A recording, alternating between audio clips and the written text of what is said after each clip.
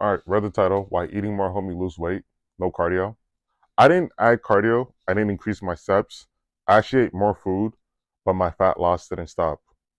This is where most diets fail. When people think they're losing fat, they panic. They think the only option is to eat less and move more. But I did the opposite. I increased my food. I kept my activity the same, and my body responded better. Here's why, and this is why cutting calories usually backfires. Most diets don't fail because the calories get low enough. They fail because the calories are low for too long. When that happens, a couple things typically happen. So basically, to explain as easily as I can, your energy drops, your training quality drops, your recovery gets worse, your hunger goes up, your stress goes up. Once your training quality drops, fat loss usually follows. You're eating less, but you're also burning less. Here's why eating more actually helped me. When I increased my food, a couple things happened. Naturally, training felt stronger and easier. Pumps came back. My recovery improved. Hunger became manageable. And this just wasn't because I was just magically burning more fat or anything. I was burning more fat because my body was functioning better. Better training equals better muscle stimulus equals higher energy output, which keeps fat loss going. Essentially, what I'm saying is the more muscle you have, the more you can get away with eating. That's the easiest way I can explain it. But anyway, to continue, here's what people like misunderstand.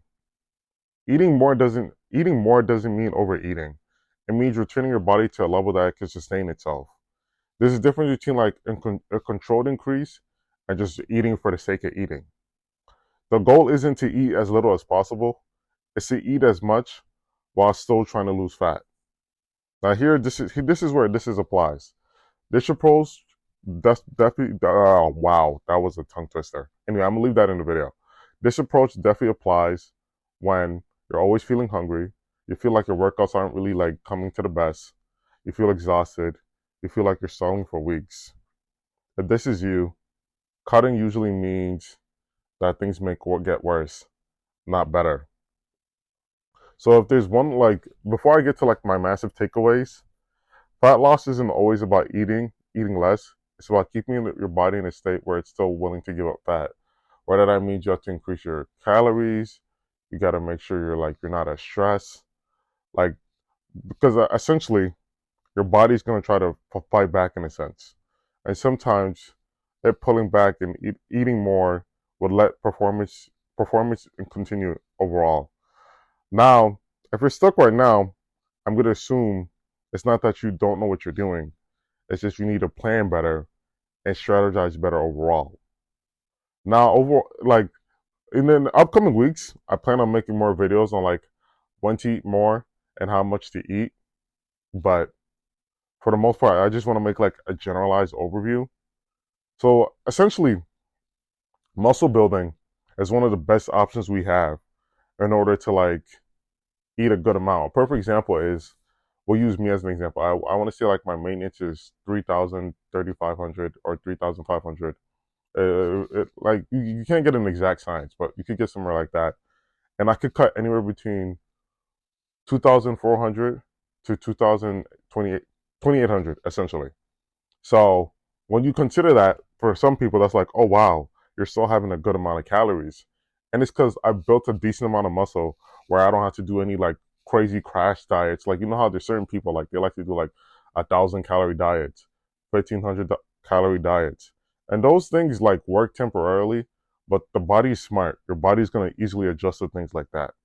So personally, you know the name of the game, and then this goes for like nearly anything in life. Slow and steady wins the race. Essentially, what I'm saying is you got to do something for like X amount of time before you decide to do like something drastic. A perfect example is when it comes to fat loss or weight loss, for example, you can the safest way to lose it is 1 to 2 pounds a week. If you're losing any more, and unless you're like morbidly obese, where you're like someone like on 600 pounds, 600 pound life, I wouldn't really like recommend you try to like push for anything more, especially because like you don't want to lose muscle. And muscles more often than not would more likely disappear faster than your fat ever would.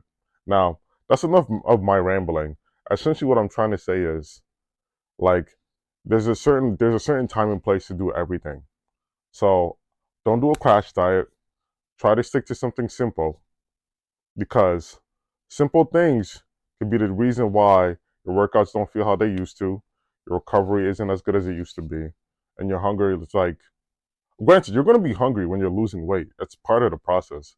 But the point is, it should be manageable. It shouldn't be the only thing that you're thinking about throughout the whole time.